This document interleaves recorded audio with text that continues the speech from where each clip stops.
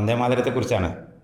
അത് വീണ്ടും പറയേണ്ടി വരുന്നത് ഓഗസ്റ്റ് 15-ന് വന്ദേമാതരത്തിൻ്റെ മുഴുവൻ വരികളും ആലപിക്കണമെന്നാവശ്യപ്പെട്ട് കേരള സർക്കാർ ഇറക്കിയ ഉത്തരവ് തിരുത്തിയിട്ടില്ല എന്നുള്ളത് കൊണ്ടാണ്. ഇതൊക്കെ പറയുമ്പോഴും ചില മന്ത്രിമാരുടെ പ്രസ്താവനകൾ നമ്മൾ കണ്ടിട്ടുണ്ട്.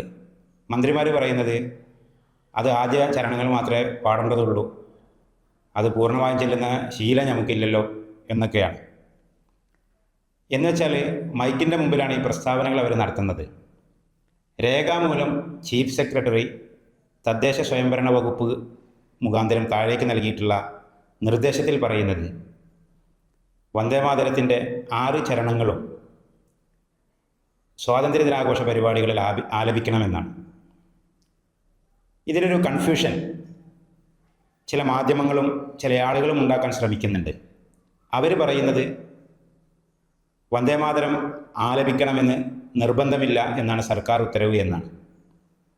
ആ പറഞ്ഞതിലുള്ള ഒരു ശരിയും ശരികേടും അത് നമ്മൾ വിശകലനം നടത്തേണ്ടതുണ്ട്. ഓഗസ്റ്റ് 4-ാം തീയതിയാണ് പൊതുഭരണ വകുപ്പ് സ്വാതന്ത്ര്യദിനാഘോഷവുമായി ബന്ധപ്പെട്ടിട്ടുള്ള പ്രോട്ടോകോൾ സർക്കുലർ താഴേക്ക് നൽകുന്നത്. അതിൽ വന്ദേമാതരം ചെല്ലണം, ആലപിക്കണമെന്ന് പറയുന്നില്ല. അതാണ് സംസ്ഥാന സർക്കാരിൻ്റെ പ്രോട്ടോകോൾ വിഭാഗം സ്വാതന്ത്ര്യദിനാഘോഷവുമായി ബന്ധപ്പെട്ട് താഴേക്ക് നൽകിയിട്ടുള്ള സർക്കുലർ.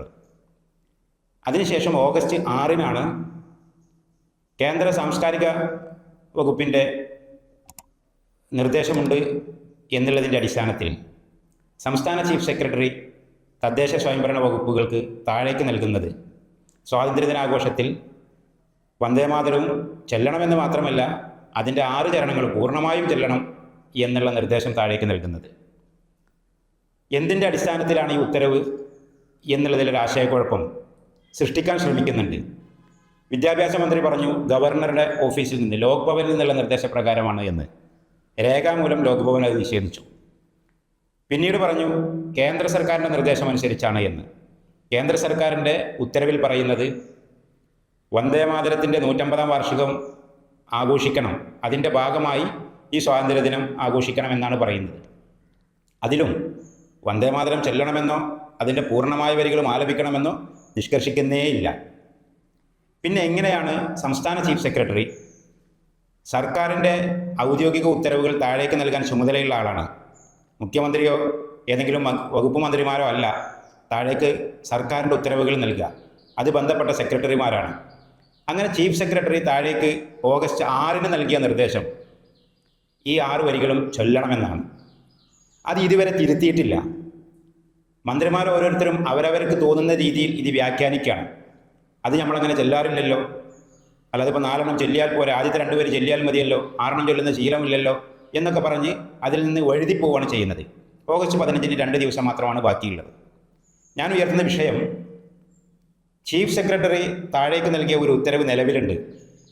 പല വിഷയങ്ങളിലും സർക്കാരിൻ്റെ നയമല്ലാത്ത ഉത്തരവുകൾ സ്വീകരിച്ചു എന്ന് പറഞ്ഞ് നടപടികൾ സ്വീകരിച്ചിട്ടുണ്ട്. സസ്പെൻഷൻ വാങ്ങിയിട്ടുണ്ട്, സസ്പെൻഷൻ നടപടി സ്വീകരിച്ചിട്ടുണ്ട്, ചില ആളുകളെ സസ്പെൻഷൻ പിൻവലിച്ചിട്ടുണ്ട്, അത് വേറെ വിഷയം.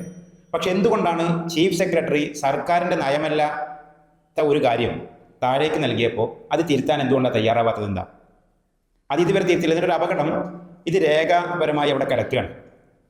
വന്ദേമാതരത്തിൻ്റെ 6 ചരണങ്ങളും നിർബന്ധമായും ചൊല്ലണം എന്ന് സംസ്ഥാന ചീഫ് സെക്രട്ടറി സർക്കാരിൻ്റെ മറ്റു വകുപ്പുകൾക്ക് നൽകിയിട്ടുള്ള നിർദ്ദേശം അത് രേഖാപരമായി അവിടെ കിടക്കുകയാണ്. അത് തിരുത്തിയിട്ടില്ല. ഒന്നുകിൽ അത് പിൻവലിക്കണം, അതല്ലെങ്കിൽ അതിനെ മറികടക്കുന്ന പുതിയൊരു സർക്കുലർ താഴേക്ക് നൽകണം. സർക്കാർ ഇപ്പോഴും അത് കാലഹരണപ്പെട്ട എന്ന് വെച്ചാൽ ഓഗസ്റ്റ് 4-ലെ ഞങ്ങൾക്കൊരു പൊതുഭരണ വകുപ്പ് പുറപ്പെടുവിച്ച സർക്കുലർ ഉണ്ട് എന്ന് പറഞ്ഞ് നിൽക്കുകയാണ്. അതിനുശേഷമാണ് 6-ാം തീയതിയാണ് പുതിയ ഉത്തരവ് ഇറക്കിയിട്ടുള്ളത്. സ്വാഭാവികമായും അതിനെ മറികടക്കണമെങ്കിൽ പുതിയ സർക്കുലർ സർക്കാർ ഇറക്കണം. അത് ഇതുവരെ ഇറക്കിയിട്ടില്ല. ഇത് സംസ്ഥാനത്തിൻ്റെ ചരിത്രം പരിശോധിക്കുമ്പോൾ വന്ദേമാതരം ആദ്യത്തെ സംഭവമല്ല, ഇത് പൂർണ്ണമായും ചെല്ലിയ ഒരു സംസ്ഥാനമാണ് കേരളം എന്നുള്ള ബാഡ് മാർക്ക് സംസ്ഥാനത്തിന് വരും. ഞാൻ അങ്ങനെ പറയാൻ കാരണം വലിയ ഡിബേറ്റ് ഇതുമായി ബന്ധപ്പെട്ടിട്ടുണ്ടായിട്ടുണ്ട്.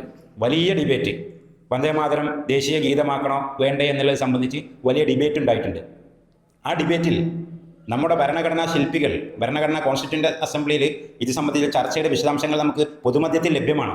അവർ പറഞ്ഞത് മതവിശ്വാസങ്ങളെ വ്രണപ്പെടുത്തുന്ന അല്ലെങ്കിൽ അവർക്ക് അനഭിലഷണീയമായിട്ടുള്ള വരികൾ ഇതിലുണ്ട്, അതുകൊണ്ട് നമുക്ക് വന്ദേമാതരത്തിൻ്റെ ആദ്യത്തെ ചരണങ്ങൾ മാത്രം മതി ബാക്കി മതപരമായ വിശ്വാസപരമായ ഏതെങ്കിലും വിഭാഗങ്ങളെ അട്രാക്റ്റ് ചെയ്യാത്ത, അവർക്ക് വിഷമമുണ്ടാക്കുന്ന, അതല്ലെങ്കിൽ ഏതെങ്കിലും ഒരു മതവിഭാഗത്തിലേക്ക് മാത്രം ഫോക്കസ് ചെയ്യുന്ന ഇതിലെ വരികൾ, ചരണങ്ങൾ വേണ്ട എന്ന് തീരുമാനിച്ചതാണ്. അതെന്തുകൊണ്ടാണ്?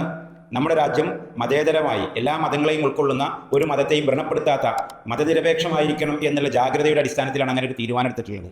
പിന്നെ എങ്ങനെയാണ് സംഘപരിവാറിൻ്റെ വർഗീയ അജണ്ടയ്ക്ക് വഴങ്ങി എങ്ങനെയാണ് പിന്നെ കേരളം പോലുള്ള ഒരു സംസ്ഥാനം ഈ തീരുമാനമെടുക്കുക? ഈ അപകടത്തെയാണ് നമ്മൾ ചൂണ്ടിക്കാണിക്കുന്നത്. ഇത് തിരുത്താൻ ഇന്ന് വരെ സർക്കാർ തയ്യാറായിട്ടില്ല. അതിന് സർക്കാർ തയ്യാറാവണം. അപ്പോൾ മാത്രമാണ് ഈ വിഷയത്തിൽ ഉരുണ്ട് കളിക്കുന്ന മന്ത്രിമാരുടെ നിലപാട് പ്രകടമാവുകയുള്ളൂ. അതുകൊണ്ട് നമുക്ക് പറയാനുള്ളത്, മന്ത്രിമാർ പൊതുപ്രസ്താവനകളല്ല നടത്തേണ്ടത്. സംസ്ഥാന ചീഫ് സെക്രട്ടറി ഇറക്കിയിട്ടുള്ള ഈ സർക്കുലർ ഒന്നുകിൽ അതിനെ മറികടന്നുള്ള പുതിയൊരു ഉത്തരവിറക്കണം, അതല്ലെങ്കിൽ ആ സർക്കുലർ രേഖാമൂലം പിൻവലിക്കണം. അതിന് തയ്യാറാവണം. അതല്ലാത്തിടത്തോളം കാലം ഒരു കറയായി, UDFൻ്റെ ഭരണത്തിൻ്റെ ഒരു കറയായി ഈ സർക്കുലർ നിലനിൽക്കും എന്ന് പറയാൻ ഞാൻ ആഗ്രഹിക്കുകയാണ്.